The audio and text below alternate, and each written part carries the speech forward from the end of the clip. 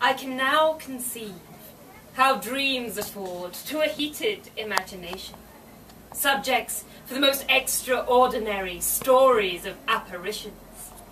What would you tell me? Demanded the Count, in a manner not wholly devoid of agitation. Can we do something else? George, be a host. Might we do something else? I'm enjoying myself. That's a man. I related to him all that I had seen the preceding night. You say, added he, in a trembling voice, that the phantom kissed the two children's foreheads. I answered him that it was even so. He then exclaimed, in accents of the deepest despair, "Oh heavens, they must then both die." I'll join them. Perhaps you should. Be dramatic. Till now, the company had listened without the slightest noise or interruption to Ferdinand. But, as he pronounced the last words, the great part of his audience trembled, and the young lady who had previously occupied the chair on which he sat uttered a piercing shriek. I don't blame her. Enough. I think I'll leave it there. Oh, I'm sorry. What's the matter, John? I don't know, George. What is it?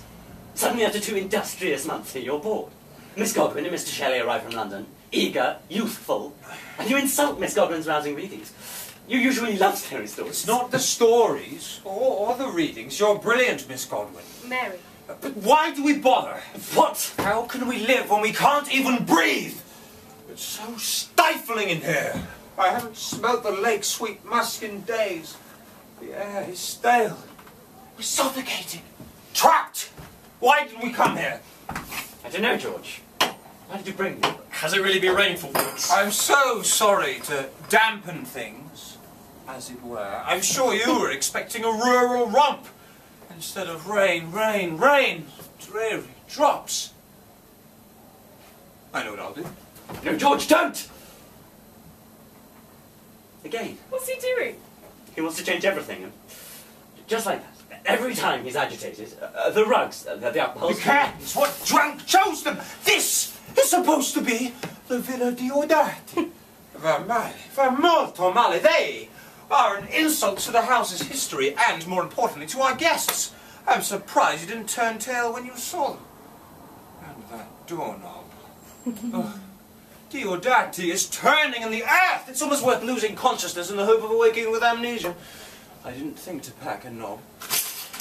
Is it your foot, George? It is not, Doctor. What does a foot have to do with the weather?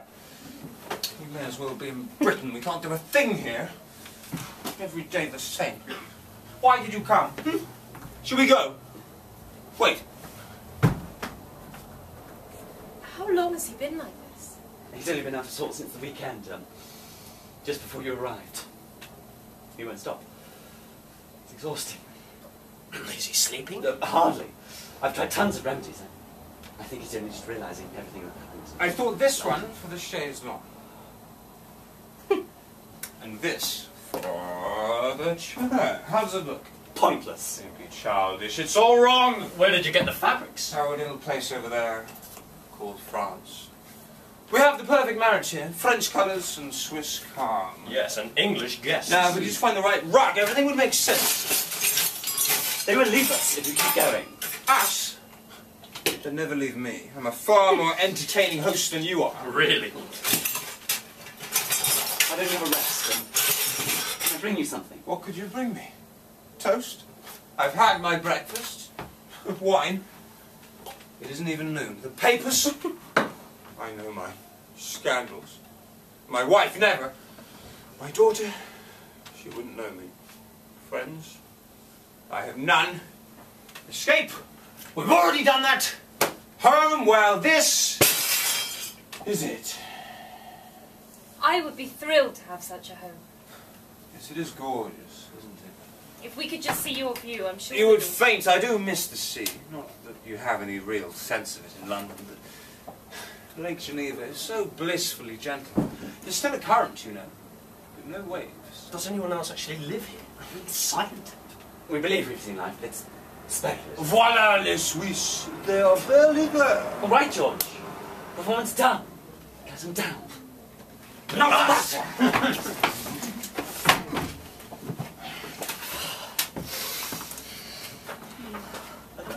tea. Anyone? Biscuits? Biscuits? No one wants biscuits. Oh, you may as well. Have you written today? No. Do you write every day? Don't you? It's a child. London is poised. Everything rests on this. He's right, isn't he? Who is? His publisher. Well, of course you have a publisher. They have their uses. Are you writing something new? I was. He is. It's an epic based on his youth. How ambitious. And London will adore it. It's lovely. Lovely. It must be timeless. Immortal. Otherwise my words will die when I do, and our meaning will be lost forever. I will not let scandal eclipse my work.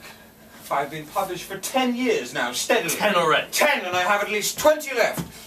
Or maybe 10 at this rate. I will not be sunk by slander. Why don't you read some of Childe Harold to us? I'm still only on the 3rd canto. For 3 weeks now. It's like having your hand, your wrist, your whole mind weighted with bricks. I can't go on. Dante had Virgil for a guide. Who is mine? I'm sure you don't need one. I never used to. How did I let my career run away from me? All people want to read now are my scandals. Oh, that isn't all, They George. should read my poems, that's all. My affairs are mine. Why should anyone care? I think plenty of people in London wish they were you. Well, now they don't. I'm sure they miss you now you've gone. It's disgracing me. Debasing me. No, you were their excitement. They're you. You lived for them. They don't think for themselves, have no imagination. Well, I am engrossing, aren't I? Reputedly. They've had me expelled from Oxford, which they'll regret. And I didn't even have a bear. He lived comfortably in the college stables. They wouldn't let me keep a dog. They wouldn't let anyone keep a dog. I prevailed. Byron, have you ever read The Necessity of Atheism? It's my pamphlet from Oxford. It brought me to Mary, actually. No. I'm sure he would agree with this. Atheists, vegetarians, self-exiling poets. You know. You will finish your poem, won't you? How many more cantos will you write? I reckon one. But they're extensive. Read us one. All right. I shall start where I'm stuck. The beginning of Canto 3. Is thy face like thy mother's? My fair child, Ada, sole daughter of my house and heart. When last I saw thy young blue eyes, they smiled, and then we parted. Not as now we part, but with a hope. And I'm without one. What? It's excellent. Well, I'm trapped, either suffocating here or drown out there. One day struggling and you see 5 days! 5 days! Has that never happened to you at all? You know, I've never written a thing that hasn't stalled for days and even weeks. I mean, how are you so prolific and efficient? Do you always have ideas and always know what to say? Well, not at the present. That last line, I can't end it. You're having a rhyme with past. Yes. That could be anything. Indeed. But it's the mood, the substance. What on earth do I want to convey? We can't tell you that. Why don't you try starting with an image? My father's editor, Hallcroft, insists on starting with images. That's a clever idea. Just sit and think what you see. I'm no poet. You but could be. You should be. With your parents, your lineage, William Godwin, Mary Wollstonecraft. Imagine the conversations they must have had at dinner and the disagreements and the guests. I never knew my mother, actually. She died after giving birth to me. We never had dinner. Yes, of course. I'm so sorry. You see what a fool I am. I would be such a fool. Well, truly, Mary, do you write? Fantastically. Hardly. Journals, Do diaries. you agree she should write properly? I'm shocked you haven't. I would read it. Whatever you read. Thank you. Thank you. In time I will start. She always says that. Don't push me, Percy. I know myself and I'll know when I'm ready. One doesn't just start. Yes, one does. You do need ideas, but then you must just start. You must take your idea in your hand with your pen.